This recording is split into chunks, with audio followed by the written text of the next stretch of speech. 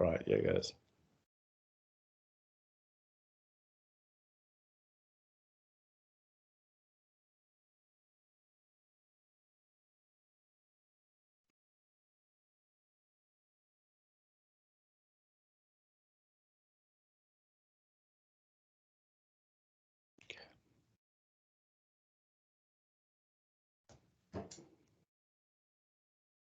We're going to get rocking and rolling. Hello, everybody. If you've just joined us, we're going to get started really soon. We're just waiting for the place to fill up a little bit, and then we're going to get rocking and rolling. Remember, there will be time for Q&A a bit later as well. So welcome to all of you, 16, 17 of you already. Let me see who's here. All right, Tracy Lee Smith. We've got Volna Barnard. Wasani, great to see you, mate. There we go.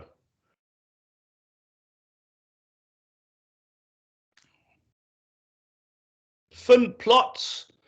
There's a European that's done really well, I think, on the continent when it comes to creating opportunity. Good to see you there as well. I obviously don't have a job, but I get around and meet people for a living. So this is this is why I recognize some of these names, right? Okay. Well, there's 24 of us here. I think it's time for us to get rocking and rolling. I was asked to, help facilitate some of these conversations. What are we talking about? Opening up South Africa to business. We're talking specifically about the Startup Act, the proposed Startup Act, and then, of course, the remote working visa for South Africa. But are those enough?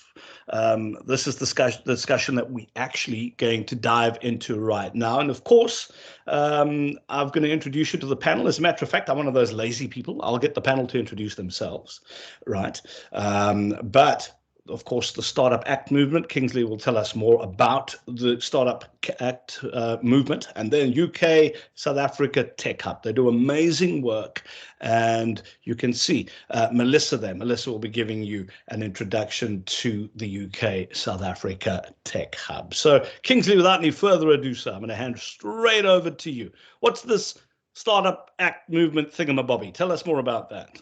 Awesome. Thank you very much, Kieno, and thank you to all our guests and participants. The SA Startup Act movement is a collective of over 620 organizations within the startup ecosystem who are lobbying against the constraints that we're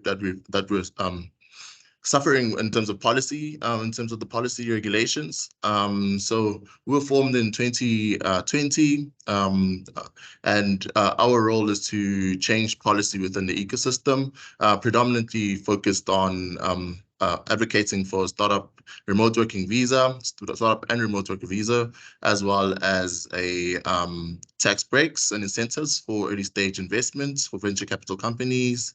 So we have and addressing the exchange control limitations that we're currently experiencing in the country that are hindering investments into the country. So yeah, that's pretty much a high-level introduction to the SA Startup Act movement.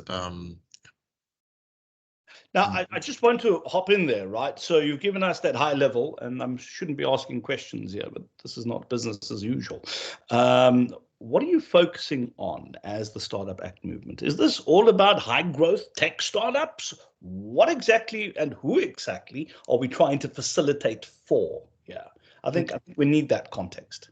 Fair enough. Yes, so we are predominantly focused on high growth tech enabled startups with a revenue of less than 100 million rands per annum. Yeah, so these are your enablers or job enablers within the country who are able to create jobs and who are looking to take their business globally and provide a competitive advantage to other startups that are coming behind them, the medium or micro organizations that take a young girl from a township or a rural area who's looking to grow their business, but then would have trouble with some of the policy regulations. So we're trying to make it easier for them once they reach a certain level to be able to take their business overseas and attract a lot of investments into the organization. But you are saying that this is going to help stimulate the local economy. We'll get into it. I think it's important for us to get into that. Not trying to be difficult, but I just think framing this correctly for everybody is absolutely essential. So I did mention that Melissa Mabenza with us. I did say Melissa is with the UK South Africa Tech Hub. Now, the UK South Africa Tech Hub, I'm reading because I've got ADHD, got to read this right. Part of the International Tech Hub network that the Department for Digital, Culture, Media and Sport under the UK government brings us. This is an interesting initiative. I've been to some of the things that they've been doing and trying to move the needle indeed. So Melissa, tell us more. Give us a lovely insight into why you exist and what you do. Thank you so much, Kieno. Good afternoon, everyone, and thank you so much for making the time to be here today, because I know that you could be anywhere else, but you decided to join us on such an important conversation on the Startup Act Movement's remote working visa webinar. My name, like Kieno mentioned, I am Melissa Mabinza, the UK SA Tech Hub Director at the British High Commission. And just a brief background on the type of work that we do at the UK SA Tech Hub. We focus on growing South Africa's economy by growing the tech ecosystem at large. And how we do that is that we partner with startup enablers as well as organizations to sort of push the needle on one of our three focus areas, the first being connecting and convening. And what we mean by that, we are talking about bringing together the different players that exist in the tech ecosystem to ensure that they're working alongside one another. The startup enablers, the funders, the venture capitalists, as well as the founders that are involved to ensure that they are finding areas in which they can connect with one another. Very similar to the webinar that we're having here today. The second area for us is filling in the market gap. And we're talking about filling in the market gap. We're talking about filling in the funding gap, the skills gap, the resource gap. And the third focal area is around policy work. And here we work towards reducing the red tape for startups that are operating in South Africa's economy to ensure that they have an equalized playing field, and at the same time, it's a fruitful environment where their businesses can grow. As a partner of the Startup Act Movement, we are very, very thrilled to be here today to join them in this important discussion around remote working visas and how they impact founders and startups in the country. I would like to thank, I know she's not here today, but I'd like to thank Matsi as well as Kingsley. They've been working behind the scenes like crazy to bring this together. Like, I've been phoning him, his ear is probably burning up with all the phone calls that he received from me, but he's done such an incredible job in bringing this together and having this webinar here today. I hope you all learned something and we're able to have like a fruitful conversation and discussion. I also love the points that Kieno has brought up on about making this inclusive, because at the end of the day, it's so important to ensure that everybody is a beneficiary for the work that we do. Lastly, I think just follow us on our social media pages. We are the UK SA Tech Hub. You can find us on LinkedIn, Twitter, Instagram, all platforms. We love connecting with people within the tech ecosystem as well as the policy environment. So please do connect with us. And thank you. Back to you, Kieno. Melissa, one question right back at you. I'm just pretending I'm paddle. What does success look like for you? So you bring everybody together, and I always ask people, why do you exist, right? So, and why you exist, there should be a very clear definition as to what success looks like for you after all of this great work that you put in. So what does success look like for you? Success for us exists on about three levels. I think at a systemic level, we would like things to change in the country. So as when startups come to create their businesses, they're able to operate in an environment that was different from like a year ago or 2 years ago. And then at a grassroots level, we want to see inclusion, a lot more inclusion going on for female founders, for founders of color, as well as founders that operate in township economies, as well as rural communities.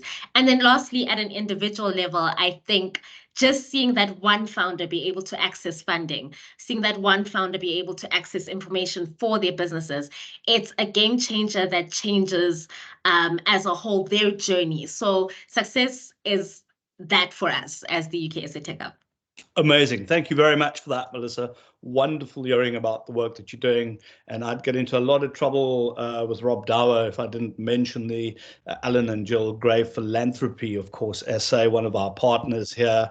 I know Rob used to be the Chief Operations Officer for Allan Gray. He's now looking after Philanthropies, etc., and running things out of Bermuda. And the one thing I can say about the Allan and Gill Gray Philanthropy SA is, human dignity is the center of what they do. And this is one of the reasons why I mentioned what I did. But money is great. Sorry, this is... This is what happens when you press something and then the AI takes over and reads what you have in front of you. But anyway, we've sorted that out. But it's so good to see corporates, despite government, getting involved in trying to move the needle. Another company I can mention is Old Mutual South Africa through Next 176. What they do is they say we fix the community first and then we'll on-sell our products to them. So they deal, for example, with ECD. One of the biggest challenges we've got in this country is young people not being able to read with understanding. And it's like MacGyver not having a Swiss knife, for example. So these are some of the underlying issues that I hope we can touch on when we talk about the Startup Act. It's not just about empowering this top level of high growth startups. It's how do we affect everything in the substrata that allows more people to rise to the top. So for me, that is going to be a common thread throughout all of this. Now, to introduce you to our amazing panel. Now, like I said, I'm a very lazy, whatever, okay, that runs the sort of thing. So I'm going to ask you to introduce yourselves if you've not been introduced before. So Annika, Järs, let's first talk to you. I'm having a look at you and you look very Estonian to me. Just kidding. No, we know you're from Estonia, right? So tell us a little bit about what you do, what your main job is when it comes to startups in Estonia. It's obviously one of the models that we very keenly look at because of the success. Amazing. Yes, thank you so much, Kieno. So hello to everybody from my side as well. So my name is Annika and I'm here representing Startup Estonia. Startup Estonia is a governmental program which helps to boost the Estonian startup ecosystem. As of today, Estonia is both in the global top of startups and unicorns per capita. So we are the leaders in Europe, both for startups and unicorns, and globally leading as startups per capita. So lucky to be working with such an amazing ecosystem. My role at Startup Estonia is to lead the Startup Visa program, and since this year also the Scale Up Visa program. So we have these two amazing programs that were launched back in 2017. And ever since, those programs have helped to, boost the Estonian startup ecosystem to grow. As of today, there are about 10,000 jobs created in the startups, and every 56th person in the workforce is related to startups. Estonia is a small country. It's only 1.3 million people. So to put that in perspective, the numbers may sound small to you. But if you compare to the rest of the population, then it's pretty epic. So I'm very happy to contribute to today's discussion, and I'm very happy to be part of it. It's an honor to have you part of this. And 1.3 million, 13 million, 130 million. Good practice is good practice. No matter who you are, no matter where you are. At the end of the day, good practice is good practice. We just need the right people to implement it, which is the other thing. Anyway, we won't talk about them right now. We're going to move on to Emma. Now, Emma is already, I like Emma because she's Irish, and the Irish have shown us, well, she's of Irish descent, and the Irish have shown us what a country can do in 20 years. 20 years ago, when you spoke about Ireland, when you spoke about everybody thought about Ireland and Dublin and like, oh, why would anybody want to go there? Today, people are lining up. If you look at the SaaS, just that little SaaS cloud, which shows you who exactly is in the ecosystem, right? You can see what great decisions can actually do for a country in a span of 20 years. But she's not here representing Ireland. She's here, obviously, representing Westgrow. Westgrow, once again, and I'll say it, on a limited budget, they do phenomenal work. And I will tell you, Emma, the portfolio committee chair for economic opportunities came to visit us today, and I said to Kayla, I said, you guys better give Westgrow more money. But let's talk about what you do at Westgrow. I love it, Kieno. Thank you. How you relate to all of this. Yeah. Fantastic. Yeah, I think my personal story is a little bit relevant to the conversation that we're having today. So I am Irish, born and bred, and I moved here in 2009.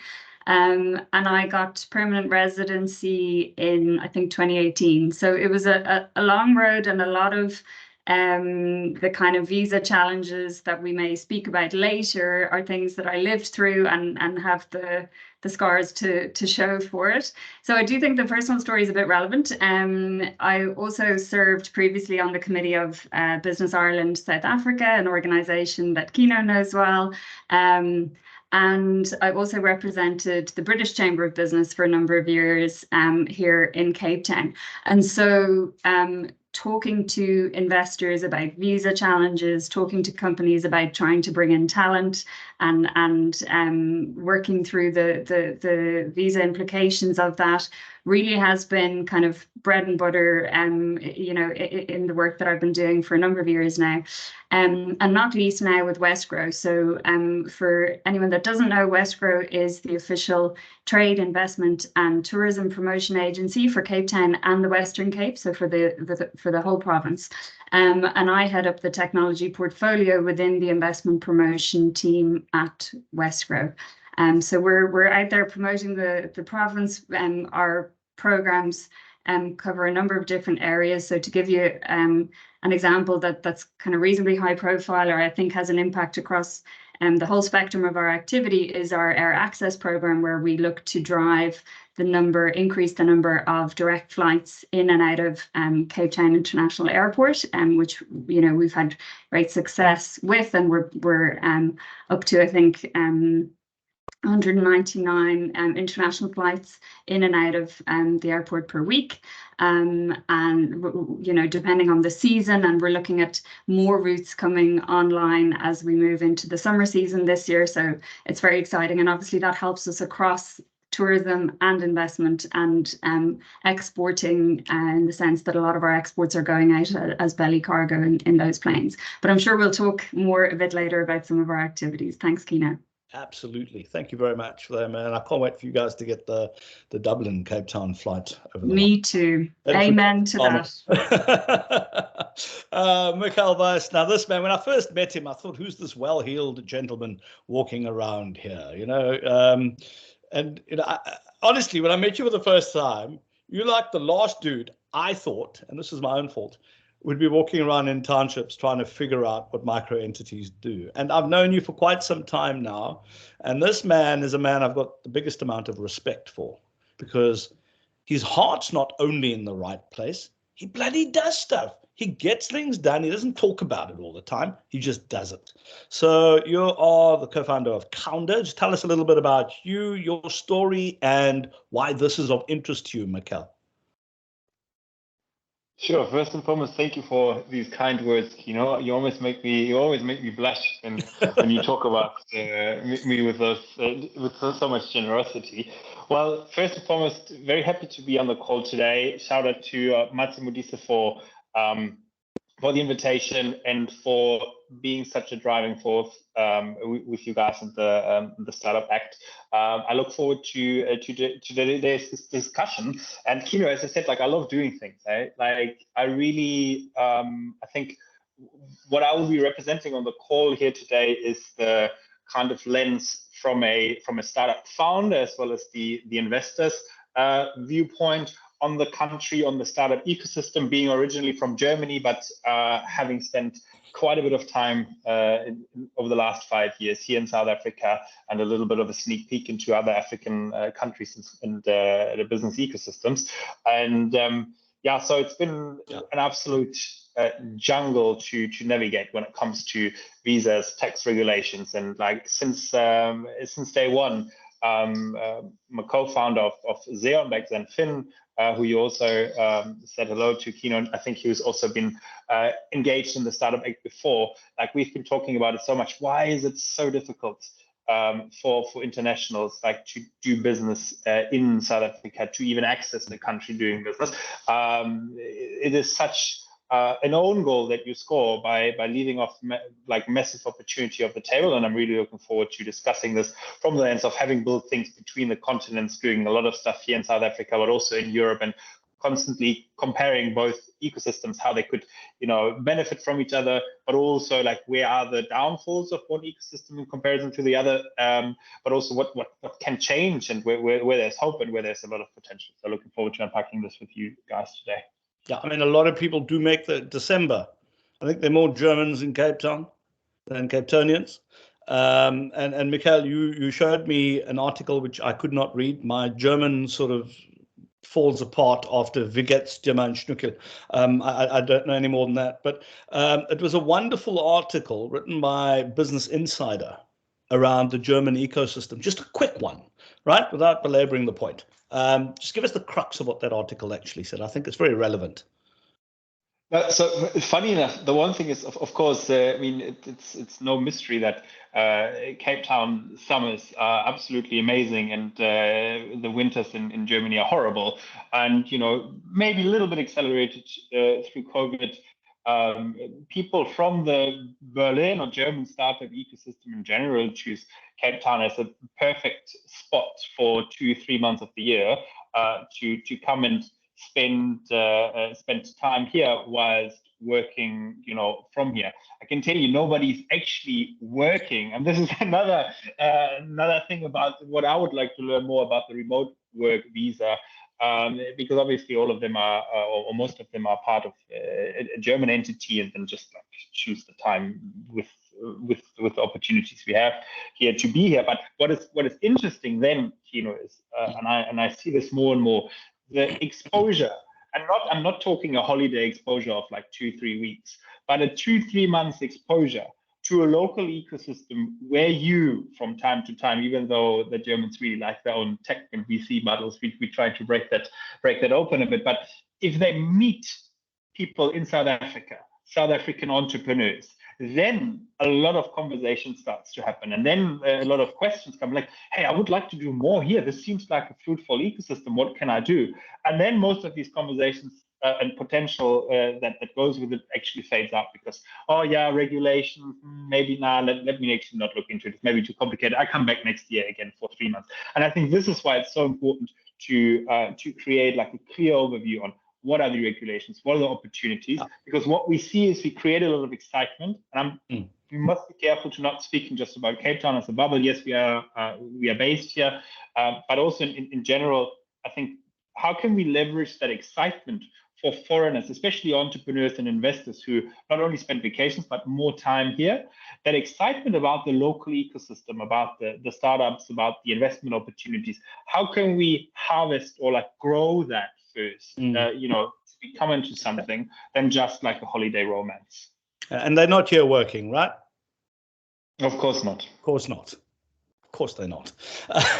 So Annika, Michael, thank you very much for that. Annika, let's talk a little bit about Estonia, right? And let's talk about the startup culture there. What's it like? And then I want to talk about specifically about a startup act and how you tend to embody that, and then the visa side of things. I think we need to obviously work on both of those.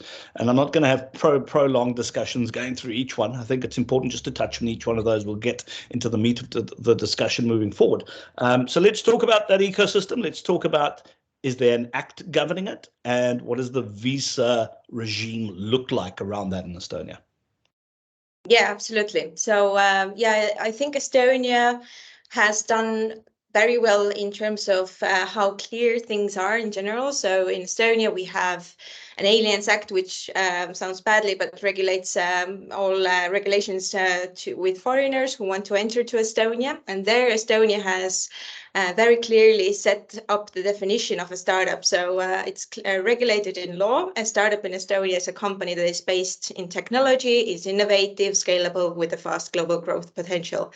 And that has made our job very clear and easy from start because it's regulated so early on.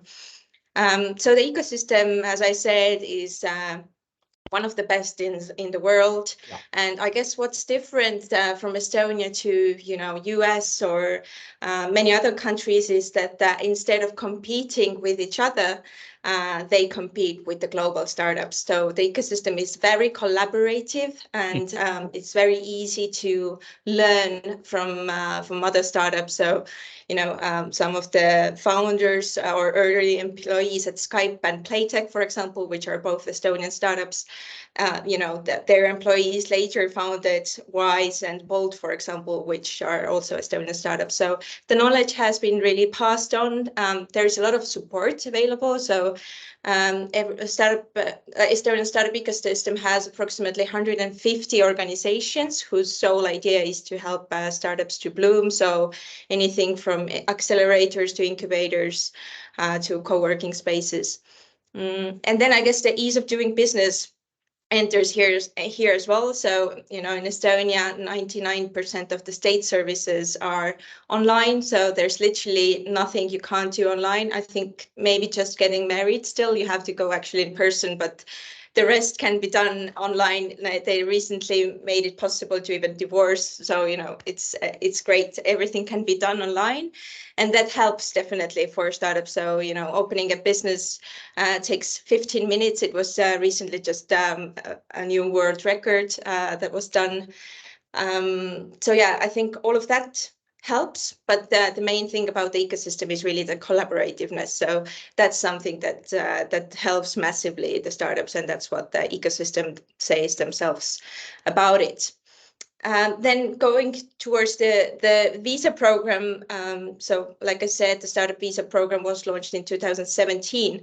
Back then, the main issue was that the startups were starting to grow so rapidly, and there wasn't really a visa scheme that would help them out to hire in an easy way.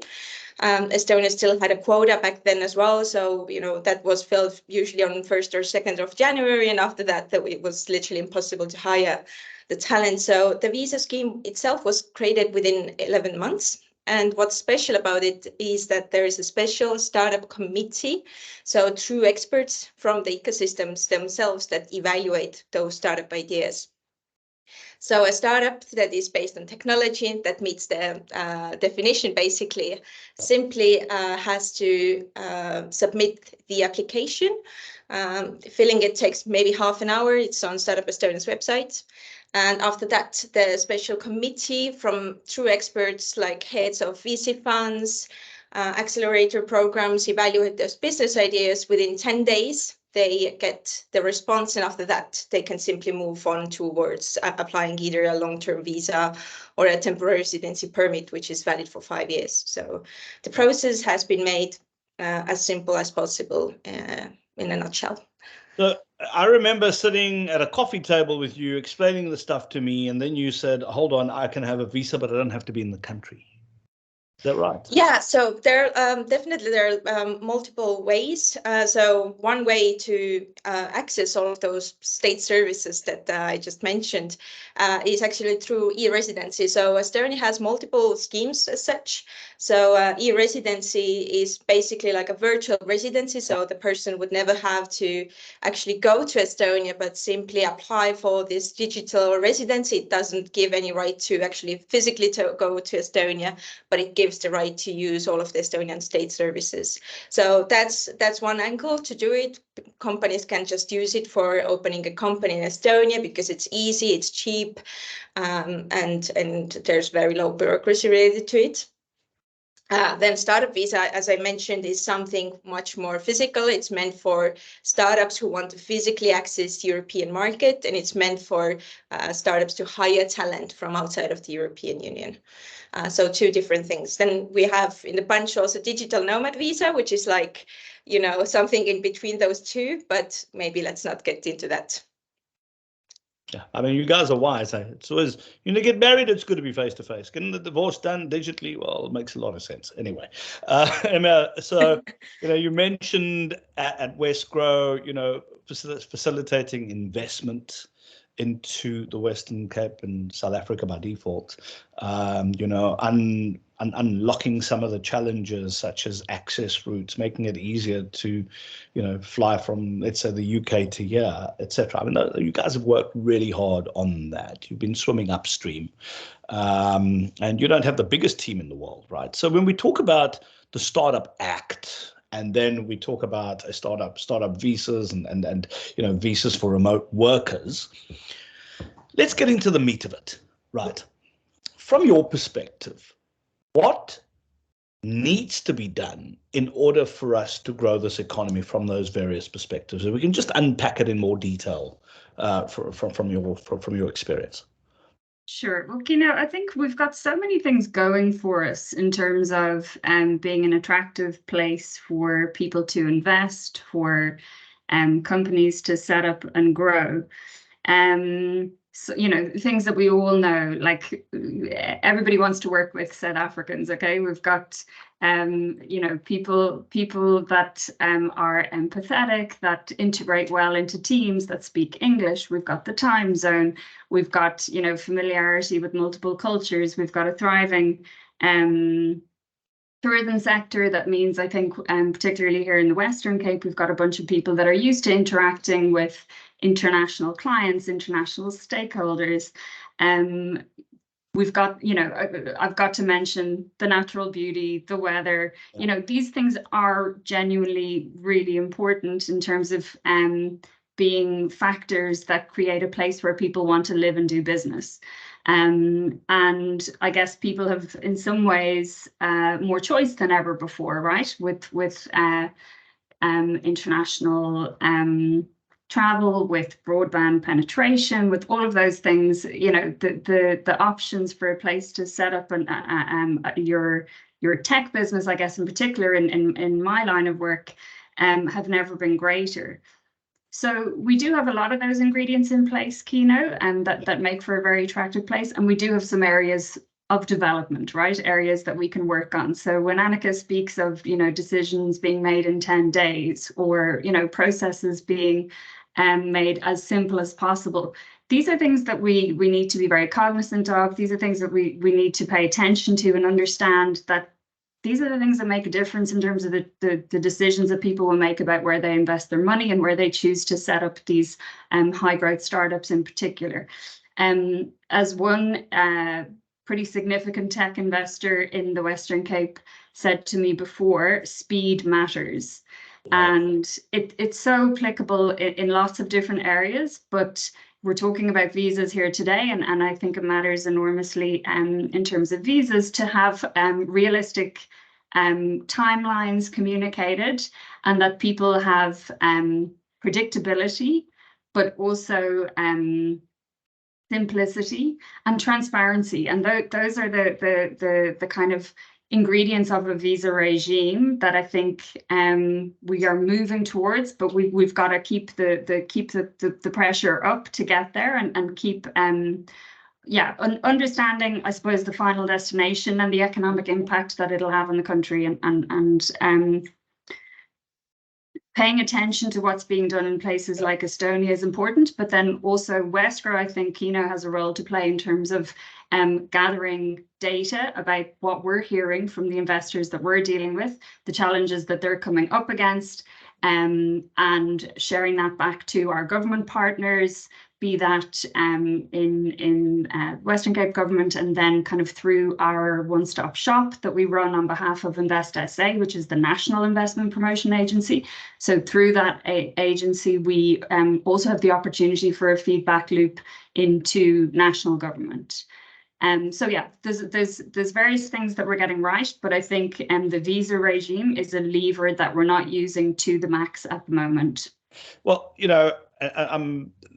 that is I think a wonderful summation of what's working, what still needs to be done. But all of this is about leadership at the end of the day. So my question to you is, and you deal with people at the highest level, is there a willingness to understand? Do they get it, is my question. When you have those conversations, do they actually get it? Because it's one thing to talk about these things, but if you're not doing something about it, it's another story. I think they do, Kieno. I don't think that's a reason for complacency, because I think we've got to continue to feed back information and feed back challenges as they arise. But I would refer to the report that was done for Home Affairs in 2021, where there was a number of recommendations made, led by Mvusa Msimang, and we're seeing those recommendations starting to be implemented, which I think is very positive, and we can kind of take heart from that positive direction. So, for example, when it comes to new visa applications and renewals, not having to do the radiological report, as anybody who'll remember having to queue for a chest X-ray yet again. And so, I've seen more chest X-rays. I know my lungs are, in really good condition. Over the past 10 years, they've been very well, under surveillance. So, that's been done away with, not needing police clearance certificates from the age of 18. I think it's now going back to the last 5 years, and those are all on the back of that report, as I understand it, and those are kind of reforms that I think show we're moving in the right direction. But I think the remote working visa is something that the Western Cape government has been actively lobbying for a number of years now. It started, as I understand it, in COVID, and through the red tape reduction unit, there's been a number of engagements around that, and the startup visa is part of that same, I guess, drive for meaningful visa reform that we know will have an impact. Brilliant. Emma, thank you very much for that. Michael, you've been sitting there patiently listening to all of this. Now, I know you've just come from a whistle-stop tour in Europe, trying to get foreign investors to put money into not just this high-growth tech ecosystem, but, looking at the townships, looking at how one actually deals with the businesses that are going to address this Gini coefficient challenge that we have in South Africa. Tell us a little bit about that trip, the discussions that you've had in relation to how a startup visa or how a startup act in particular and a remote working visa could help accelerate what you're trying to do. Sure.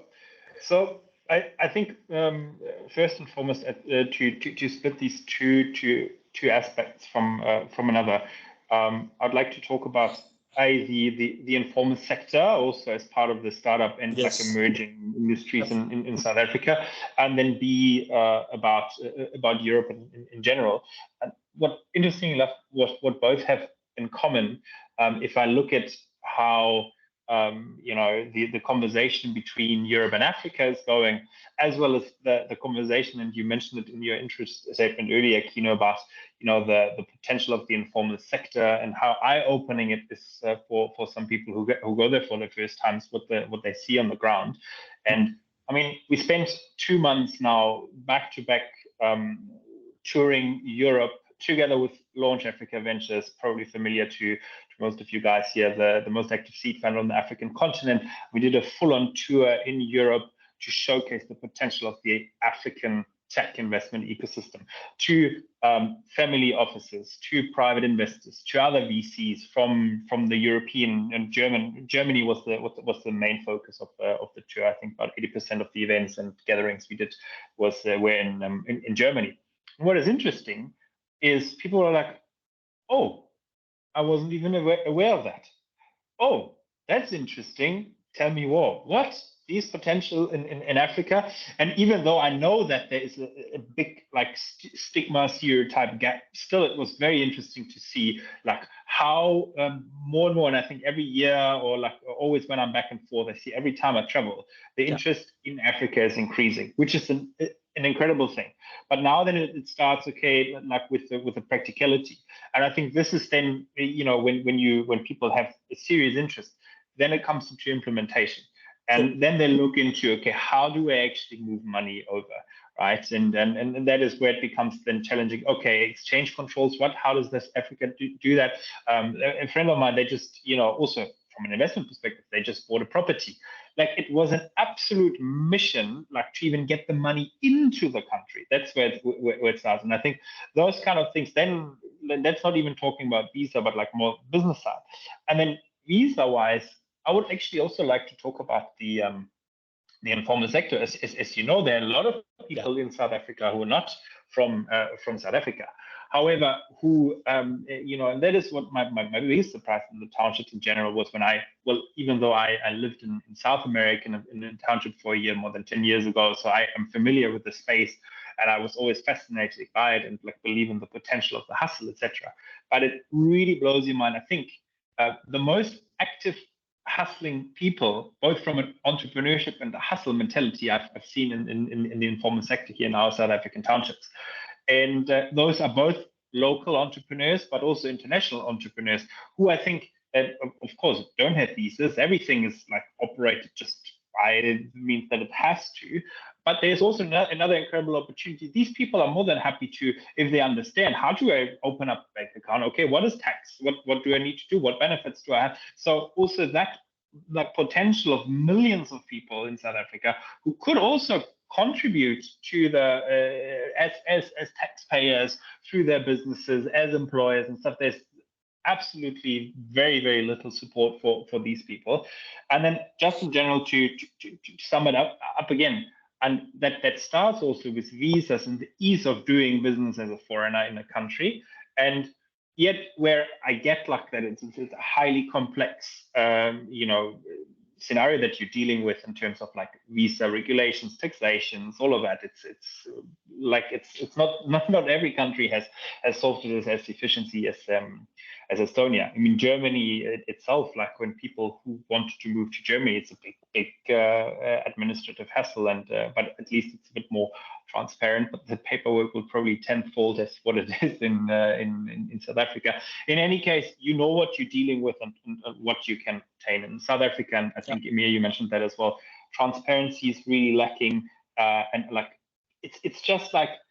And then back to the startups in general, there's so much like also for growth and like talent. What do we see? And I think I hope that South African policymakers not only act and realize it when something is dropping on their feet, but also before that. There's an incredible opportunity now. You see, like year on year, we have got growth in the startup ecosystem. We have got cool ideas, great problems that are being solved through entrepreneurship, through startups. But at one point, these people, in really to set themselves apart, these companies to set themselves apart, to become like super great global players or even Pan-African players, you need international talent to grow. And currently, South African startup ecosystem is not open for international talent to easily join and help grow these businesses. And if you look overseas, what worked so well in Stockholm in Sweden, what worked so well in Berlin in Germany, what worked so well in Tallinn or Estonia, you know, was international talent on, like, you know, as cool startups started growing bigger, international talent got in, helped grow these businesses locally, massive success stories, more entrepreneurship, more employment, more investment locally by these people. And if we not open up South Africa to attract the same talent, to help build and grow these great companies that are already emerging here, I see there's a big issue. And that's why I love what the Startup Act is doing, just like really putting the pressure onto the people who are having decision-making powers to not only realize it, but act on that as well. It's my 2 cents. Yeah, so I'm going to go to a Q&A pretty soon as well. So in the chat, if you've got some questions, I already see a lovely comment from Pramod there about Estonia, so we'll get there. But, you know, I hear what you're saying about foreign talent. We need that. We need them in the country. But, you know, I also listen to Europeans talk about Africa and Americans talk about Africa. And, you know, everybody likes throwing out the 650 million under the age of 17. Ooh, how amazing is it? You know, we're all old and dying, and look how young Africa is. And then they talk about the median age, as if we're some bloody market that everybody's going to sell into. My question, though, is what do we do about from a Startup Act perspective, and what's this got to do with a visa? Would it make sense to look at, let's say from a visa perspective, if you come in here as someone who is pretty well skilled, I'm Mikhail, I've worked for Google, I actually am the creator of Bart, and I'm in South Africa now. If we give you that visa, can you also contribute towards upskilling Africans, South Africans? Do you think that would be one step too far to expect people to help contribute towards, creating a skills base? Because, or else, what are we doing? Everybody else builds stuff for us. As Africans, we also need to be building stuff for the world. It makes financial sense as well for us to do that. I want each and every one of you just to comment on that very quickly. So maybe Emma, if you wanna comment on that, and then we'll go to Annika and then Mikhail. Kieno, in answer to your question, absolutely, it's reasonable to expect that they'll contribute to that. But I also think they're coming with that intention and understanding themselves. At least the investors we're talking to. So I often kind of say the number 1, 2, and 3 question that people have when they talk to us about investing. And when I say investing, I mean setting up an operation, typically a tech operation here. It's all about talent. They want to know, what does the talent landscape look like right now, and what does the talent pipeline look like? And we try and give them an accurate view of that. But if the talent pipeline isn't how they want it to be, there's an opportunity for them to get involved. And there are any number of programs. I'm obviously more familiar with the Western Cape than the rest of the country, but I know our audience is broader than that. But there are any number of programs that will support companies coming in to grow their own talent pipeline. And as Westgroup, we recently brought a bunch of startups to Vivatech, the show in Paris, to kind of showcase themselves and by implication to showcase what the Western Cape has to offer. People were blown away by the talent and sophistication of the startups that we brought. But one of them is specifically involved in growing tech talent, Red Academy, and they were busy the whole time talking to companies like, gosh, we'd never thought of South Africa as a location of available talent. And I say available first over affordable, right? Because people are struggling to fill their tech positions all over the world. Everybody knows this. There's a global skills shortage in places like Europe and North America, and people are casting the net a bit wider when it comes to talent. But equally, if they're coming to South Africa because of the market access value proposition, which you've now touched on, absolutely, part of that planning for the growth of their company has to include, what does our talent pipeline look like? And it's a conversation that we have on a regular basis. What are some of the programs that they can tap into? And things like UVU run the capacity program, things like DigiLink, where they work kind of hand in hand with larger companies typically to grow and take a cohort of new employees on board. So they'll first come on board through that program. They'll work for 12 months. They'll integrate with that company's teams. And typically by the end of the program, they're going to be absorbed 100% into the team. So it's a beautiful story of kind of, investment and bringing in the foreign skills that Mikhail mentioned, but also using that as a model to grow the talent pipeline in the country. And it's a timing thing. I just said about speed matters. We don't have time to wait and grow that pipeline by ourselves. Sometimes we need to plug a gap in order to take advantage of a specific market opportunity and use international talent to plug that gap and to grow the talent coming through and to be in a position to scale and grow going forward. Let me try and do that. There we go. I mean, it's all absolutely spot on. So the question was really, we definitely need the talent, yes, without a doubt, and we welcome them with open arms. If one just look at Mikhail's friend, he bought a house on the Atlantic seaboard after spending 3 weeks here, and really enjoying the country. And we want more of those people in South Africa. But I mean, if you look at China, if you look at India, and you ask yourself, hello, who are the CEOs that run some of the biggest companies on the globe, and what did those countries actually do? China actively invests in its talent. India actively invested in its talent, and it's given them the sort of foothold that they have at the moment. But Annika, 1.3 million people, and thank you for Waze, by the way. I use Waze every day. But I mean, it was 1.3 million people. I'm not sure not everybody's a coder, right? So let's talk about, because I think talent's important, right? We talk about a Startup Act, we talk about Visa. How does Estonia deal with that, with this particular question that I've put to everybody now? Yeah, so Estonia, as you know, all other countries, is struggling with international talent. It's been estimated that in the next 10 years, we're going to have about 50,000 open jobs in the startup sector, which only like 15,000 of it can be filled with Estonians if we hired everyone who graduated in IT in Estonia. So, you know, in that sense, the startup visa plays a huge role to help to fill those open positions in the future.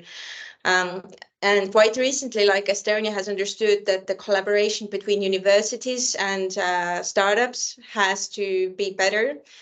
There's not enough collaboration yet with the startups and universities. Estonia has the focus on deep techs in the recent years. So we're working very hard to you know, collaborate more with universities, also help those international students to find their career path in Estonia after graduating, you know, from university in Estonia. So even there's a huge opportunity still to attract more international students to work for Estonian startups or even launch their own one. So it's very important, and I think in that sense, there's definitely huge opportunity in South Africa.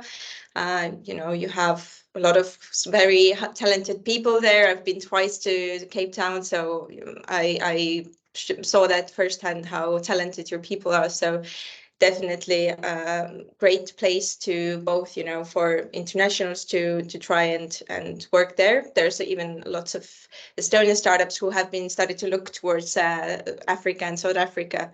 You know, Bolt has its office in Cape Town, I believe, as well. So the market is very interesting. So I think even there's an opportunity in terms of international founders who maybe came for the market, but then, you know, stayed for something else. So how to use their knowledge in South Africa. Love it. Mikkel? Yeah, also, I just want to add on that, like, learning or knowledge transfer aspect that you mentioned, Kieno.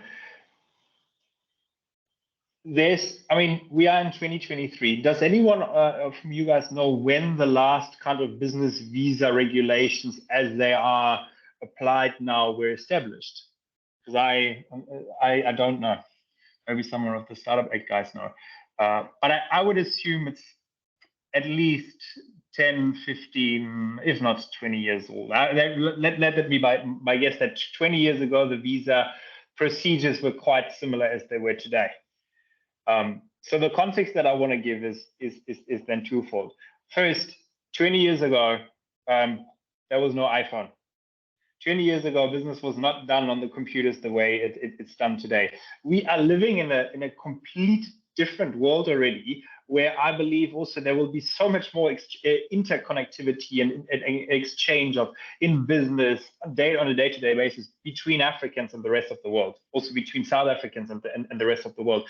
We are moving with such incredible pace, especially when it comes to tech. Of course, there are other industries, but we're talking about tech and tech startups here, that most of the companies have a workforce from all around the world. I'm sure some of the audience already know we have, be it in America, South Africa, Germany, like probably every second startup, if not every founder I know, who's not just a 2-man or woman show, but maybe after they start having like 10, 15 employees, one of them is not necessarily from where they are from. And this is only going to increase.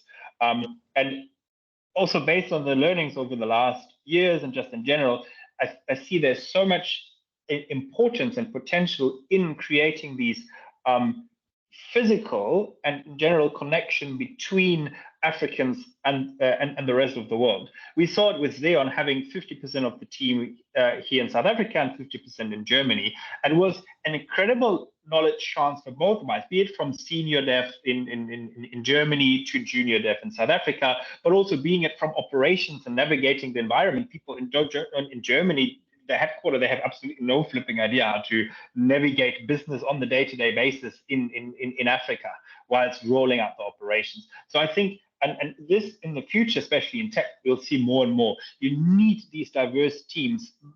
Business and tech is going to become so decentralized in all different sectors. There will be so many teams who have like probably majority African developers.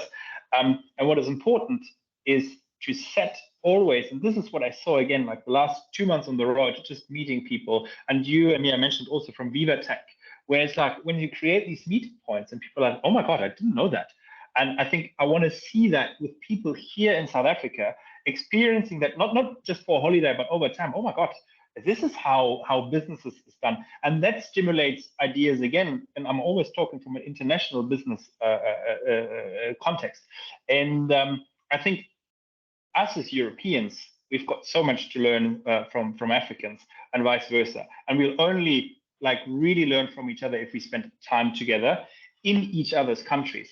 And therefore you need to open up, like make visa regulations easier, because also you won't, it won't change anyways. You know what I mean? The time is moving in the direction there will be much more decentralized work in tech. And I think the countries who have the easiest routes to navigate that from the digital into the physical space, they will be of massive benefit. And I wanted to, of course, have to call out like what Rwanda is doing, what even Kenya is doing, and like in this space. I'm always fascinated by them, their understanding and how it's attracting business and people into their countries. And I was saying, like, you have a small country like Rwanda sponsoring one of the biggest football clubs in the world. People could argue, well, hey, you're wasting taxpayers' money. Why are you doing that? But this is probably the pessimists who would argue that. I'm always an optimist. And I would say, great. Can you believe how many people they attract into their country to visit? And with a visit, it starts. And this is where Wesco and others have the people visit, let them experience, and give them an opportunity to stay, do business, and then we have a great chance for this interlinked business between the continents. And I think this is what we'll see much more in the world anyways, because the talent in Estonia, the 50,000 jobs, who do you think is going to fill them? Probably Africans over time. But therefore, you know, we must start meeting each other, understanding each other over the next 3 years, and you can only do that if you can spend time in the country. That's my 2 cents again. Wow. Very much. Okay, so I just want to quickly go to the panel. Well, the chat. Brilliant work being an evangelist for South African entrepreneurs and talent, Mikkel. Thank you very much. That comes from Luntu. And then someone's posted a comment for Melissa. She's answered that one. That's the question. And then Estonia seems like a great gateway to the EU. What is the IP tax in Estonia like versus South Africa? I'm sure you can talk about the Estonian side of that. That comes from Pramod. So Annika, you want to respond to that? Yeah, absolutely. So there's no IP tax like that. There's also no corporate tax. So as long as what's special about Estonia is like as long as a company keeps reinvesting into the company, they don't have to pay anything. It's only when they take out the dividends, that is 20% flat.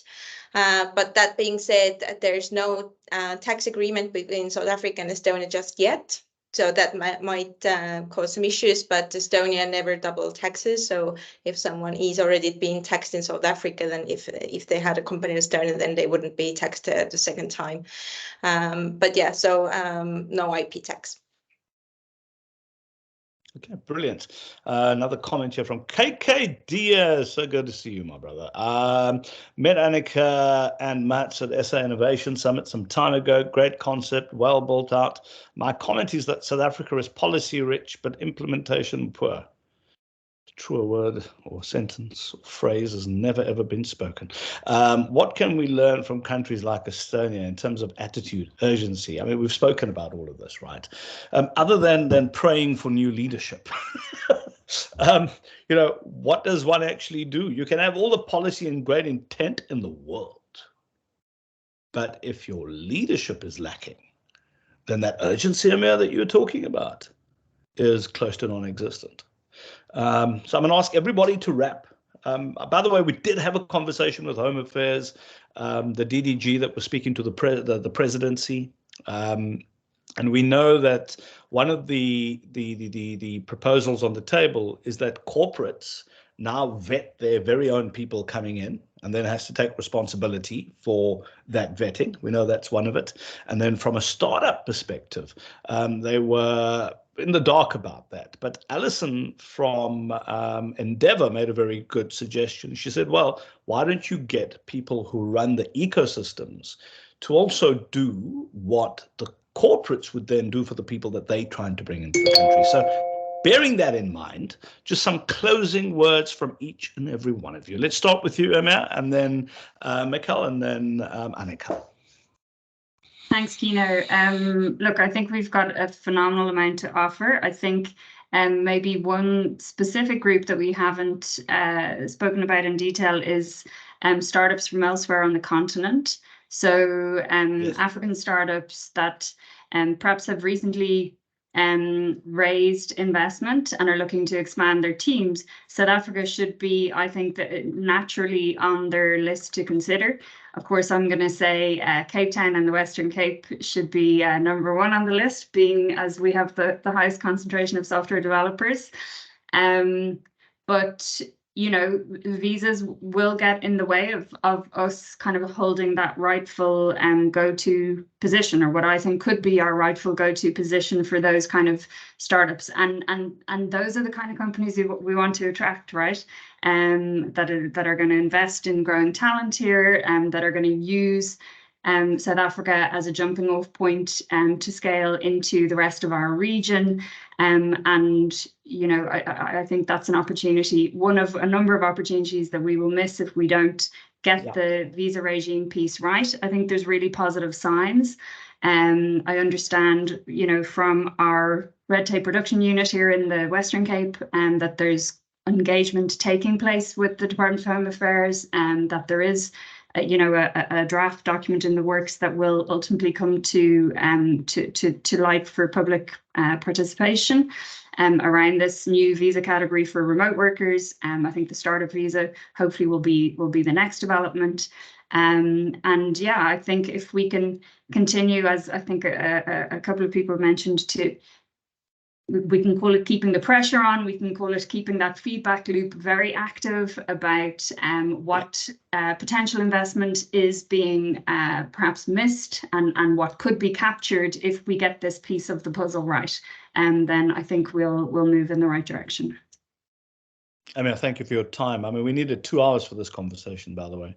There's a lot, and I'm sure this is the first of many. Mikkel, from your side, sir, in closing. Cool. Yeah. So first and foremost, thanks for this Startup Act essay to drive this, and it shows, I mean, like how important it is just for us to keep having this conversation. The material, the studies, the research done by the Startup Act movement is great. I recommend everyone to read it. It gives incredible insights as to, you know, what the context is and what can be changed and why it makes so much sense. So I would encourage anyone who's just interested in the topic to read it, who hasn't done it. Also encourage all the policymakers to read it as well, which should help in terms of decision making. And yeah, just want to say 1 or 2 closing remarks is that I think simplicity, transparency, and is it actionable? It's so important to let people, startups is one thing, but also investors know, like with a certain, I mean, I got, not to drift away now, but I got an email the other day in terms of like green cards in the US being like, you know, linked to a specific investment amount. So, hey, if you invest XYZ, you are on fast track to green card. And, you know, why can't we establish similar things where it's a clear route, a clear way to understand, okay, this is certainly in the interest of the South African like public, if this individual or this organization joins the country, here are the conditions, ABC, this is how long it will take for you to get it, and then happy days. So I think that clarity and transparency, and then just ease and time, guys, we can't lose much more on this. As I said earlier, there's a tremendous opportunity on the horizon, and we must now choose here in South Africa, do we want to be on the forefront of it? I do think there's still time, or do we just want to act when it's really, really too late and there's a massive battle for talent and foreign, I mean, there's already a battle, but like coming into the countries and staying. Yeah, I tell you, I was going to joke and say that, you know, if they don't get it right, there are going to be more Germans marrying more South Africans. But even then, you're not going to get your visa in time. So we need to get all of this right. And I don't want to knock government. I've got to tell you, we've worked closely with some very senior people. I mean, Tim Paul was saying, Tim, thanks for this. The Western Cape government is also participating in the DHET's approach for the occupations of high demand list, one of 2 provinces. This will in time inform the Department of Home Affairs approach to the scarce skill visa. So thank you very much for that, Tim. I'll leave the final words up to Annika. Annika. By the way, before you continue, you just have to get rid of that Schengen visa so that it's easier for us to visit Estonia. Huh? We should, yes. But likewise, you know, it took me a month to get my visa before coming to South Africa, so it was very stressful. But luckily managed to get it. But yeah, so I think like what I would like to, you know, say about what, you know, what is the main takeaway maybe from Estonia is that I think Startup Estonia's role is something that can be quite nicely repeated in other countries as well. So, you know, we are a governmental program, but actually we are more like a startup. So we really stand for the rights of startups, and all of the lobbying that has to be done with the government is usually done by us. So we collect all of the information and problems that the startups have. We have a regular meetup with the Estonian Prime Minister every year, so we can take directly onto the Prime Minister the main issues that the startups have, and then try to, you know, tackle them. So maybe something to you know, repeat in South Africa is that really like someone who is willing to collect all of the issues the startups have, what are the legislative obstacles, and then trying to overcome them and stand for the startups. So at least it seems like in Estonia, it seems to work quite well. Startups themselves don't have time for it. So it has to be someone else who is willing to stand for them. So yeah, I think that's one side. And then obviously like the ease of doing everything to make it as clear as possible from scratch, so it doesn't get complicated. But yeah, thank you so much. And I think like we should have had like 2 more hours, because the topic is big and it's very exciting to see what you guys are doing. And, you know, it's been a pleasure to be part of this. Thank you so much, Annika. Thank you, Emma. Thank you very much, Mikhail. One more comment here from Anton Ressel, another man I've got a lot of respect for. He rolls his sleeves up. He says the local upskilling component as a proviso for special visas may be the solution. But it'll also give government a face-saving political reason for allowing it through and silence the inevitable naysayers who only want locals employed. I think a very good comment from you in closing there as well. Now, Kingsley, where are you? Before we say goodbye, I want to say something to you. Is Kingsley there? Yes, because Kingsley is one of those people who works tirelessly. I just want to thank you, man. I mean, you know, we're sitting here, we're all having, I think this was a great conversation, but I just want to thank you and the team, you know, for doing what you have been doing to drive this. I really think it's in order, my friend. Well done. And let this not be the last conversation. Let's have a 2-hour one. And then we'll also buy daiquiris for everybody on the other side while we're having the conversation. Awesome. Thank you so much. And I also just wanted to, I think, just say a word as well. Thank you guys all for your participation in the webinar. You guys have made really great comments, and we'll definitely work to implement a lot of them and drive the policy advocacy on our startup visas. But also wanted to thank our partners, the UK South Africa Tech Hub, as well as the Allan and Gill Philanthropies South Africa. Thank you so much. Peace out. See all of you. Have a good one. Thanks, Kieno. Thanks, Kenzie. Bye. Thank you so much.